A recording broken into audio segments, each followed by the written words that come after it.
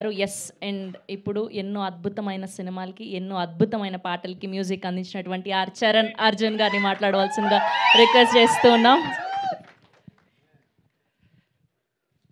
అందరికీ నమస్తే అండి. ఇక్కడ దాకా వచ్చిన వీళ్ళందరికీ ఒక్కొక్కరికి ఒక్కో స్టోరీ ఉంది. ఎవరి లైఫ్‌లో వాళ్ళు యుద్ధం చేశారు. అందరు ఇక్కడ దాకా వచ్చారు. కానీ మా అందరికి ఇంక నుంచి మూతబరి లవ్ స్టోరీ మాత్రమే ఉంటది. సో, అంటే అందరికీ ఆ సినిమా ఒక కేర్ ఆఫ్ అడ్రెస్ లాగా మారిపోయేంత నిన్ననే చూసాను నేను అన్ని ఎపిసోడ్స్ అన్నీ. జనరల్‌గా నేను ఆనెస్టీగా మాట్లాడతా, ఏదున్నట్టు అది మాట్లాడతా అని చెప్పి నాకు ఒక ఇమేజ్ ఉంది. దానివల్ల ఈ మధ్య సైలెంట్ అయ్యాను. కానీ మళ్ళీ ఈ సినిమా తర్వాత మాట్లాడొచ్చు అనిపిస్తుంది. ఎందుకంటే అంత బాగుంది సినిమా. అంత కాన్ఫిడెన్స్ ఇచ్చింది నాకు. యాక్చువల్‌గా మనం సినిమా లెక్క తీసినా కానీ సిరీస్ అని అందరూ సినిమా అనుకుంటారు. వెబ్ సిరీస్ సినిమాలు అలవాటు అయిపోయింది నాకు. సిరీస్ చూడడమే ఇది ఫస్ట్, చేయడం కూడా ఇదే ఫస్ట్ నేను. సో, నిజంగా అంటే నేను ఎక్స్‌పెక్ట్ చేయలేదు. ఫస్ట్ వీళ్ళు ఒక ఎపిసోడ్, 2 ఎపిసోడ్స్ ఇస్తూ చేసి టైం లేదంటున్నారు. మొత్తం ఎప్పుడు చూస్తామా అనుకున్నాం. నిన్ననే చూసినాం. మీరందరూ రాసి పెట్టుకోవచ్చు. వెబ్ సిరీస్‌లలో ఇదొక డిఫరెంట్ అంటే తరుణ్ భాస్కర్ గారు వచ్చిన తర్వాత తెలంగాణ మాట్లాడాలంటే అప్పుడు మాకు ఇండస్ట్రీలో సమైక్యాంధ్ర ఉన్నప్పటి నుంచి ఉన్నాం కాబట్టి భయమయ్యి గారులు, అండీలు తగిలించుకుంటూ వచ్చిందా రాలేదని 100 సార్లు చెక్ చేసుకునేటోళ్ళం. సో, ఎప్పుడైతే మీరు పెళ్లి చూపులు ఇలాంటి సినిమాలన్నీ వచ్చిన తర్వాత మన భాష మనం మాట్లాడొచ్చు ధైర్యంగా అని దానికి ఒక అందాన్ని తీసుకొచ్చారు మీరు భాషని. సో, మన భాషకి మన స్లాంగ్‌కి కూడా ఒక అందాన్ని తీసుకొచ్చారు.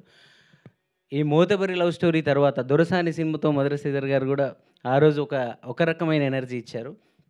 మోతబరి లవ్ స్టోరీ తర్వాత ఈ మనిషి ఈయన ఉన్నాడు కదా! ఈయన కోసం కథలు పుడతాయి. చాలామంది కథలు రాసుకుంటారు. మధుర శ్రీధర్ గారు నాకు చెప్పారు ఇది చేయమని చెప్పినప్పుడే ఈయనని రవితేజ గారిని, రాజేంద్ర ప్రసాద్ గారిని కలిపితే ఈయన ఉంటారని. సో, ఆయనతో కలిసి వెబ్ సిరీస్ చేస్తున్నారు కాబట్టి మ్యూజిక్ చేయడం కోసం కొంచెం నన్ను ఏదో బూస్ట్ చేస్తున్నారేమో సార్ అనుకున్నప్పుడు. కానీ నిజంగా చూసిన తర్వాత సార్ మీరు చెప్పింది 100% నిజం. మన ఇప్పుడు ఆంధ్ర, తెలంగాణ వీళ్ళు పంపకాలు జరిగినప్పుడు ఇది ఇటు, అది అటు అని అనుకుంటారు కదా! సో, మనకెవరు లేరు కదా ఇక్కడ మా రవితేజని ఇచ్చేయండి, మా రాజేంద్ర ప్రసాద్‌ని ఇచ్చేయండి అని మనోళ్ళు ఏమైనా అడుగుంటారు సీఎంలు. ఇద్దరిని కలిపి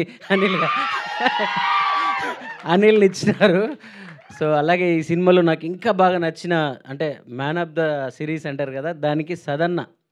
సో, నేను కథ విన్నప్పుడే నేను ఈయనకు ఫోన్ చేసి చెప్పిన, "అన్న నువ్వేమన్నా కన్‌ఫ్యూజ్ అయ్యి పాత్ర గాని వదులుకోకే. చాలా అద్భుతంగా ఉంటది. నువ్వు ఇంకా యూట్యూబ్ వీడియోలు చేయడం మానేసి నీ స్టేచర్ పెరిగే సినిమా అవుతదన్న" అని చెప్పిన ఈయనకి.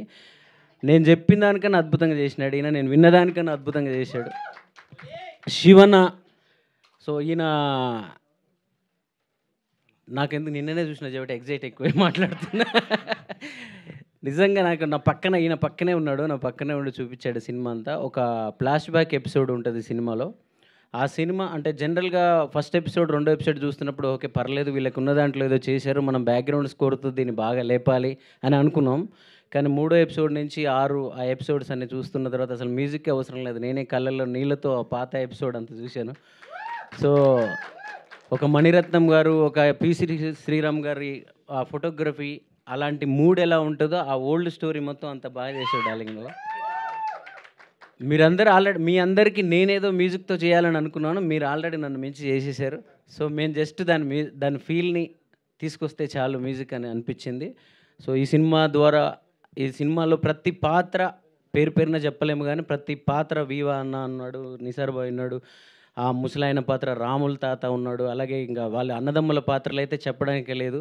'నేనున్న గర్భంలోనే ఏడాది నువ్వున్నావు' అనే ఒక అన్నదమ్ముల పాటతో నేను అన్నదమ్ముల పాటకు చాలామందికి కనెక్ట్ అయ్యాను. కానీ ఈ సినిమాలో ఇద్దరు అన్నదమ్ములు ఉంటారు. ఇంక వాళ్ళ గురించి చెప్పడానికి లేదు. మీరు సినిమాలో చూడాల్సిందే. నేను చెప్పిన పాట అంత గొప్ప అన్నదమ్ములా కాదనేది మీరు చూడండి. అదే ఈ కథ.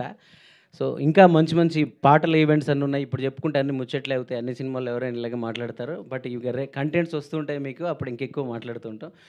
తప్పకుండా ఈ మోతబరి లవ్ స్టోరీని చూడండి. చాలా చాలా వెబ్ సిరీస్ హిట్ చేస్తున్నాం మనందరం. కానీ ఇది రూటెడ్ మన ఊర్ల నుంచి, మన గ్రామాల నుంచి, మన జీవితాల నుంచి వచ్చిన మనుషులు వీళ్ళందరూ. మేము కూడా. సో, ఇది విజయవంతమైతే ఇంకా చాలా కథలు పల్లెల నుంచి పుట్టుకొస్తాయి. చాలా కళాకారులు పుట్టుకొస్తారు. అదంతా మీ చేతిలోనే ఉంది. Thank you.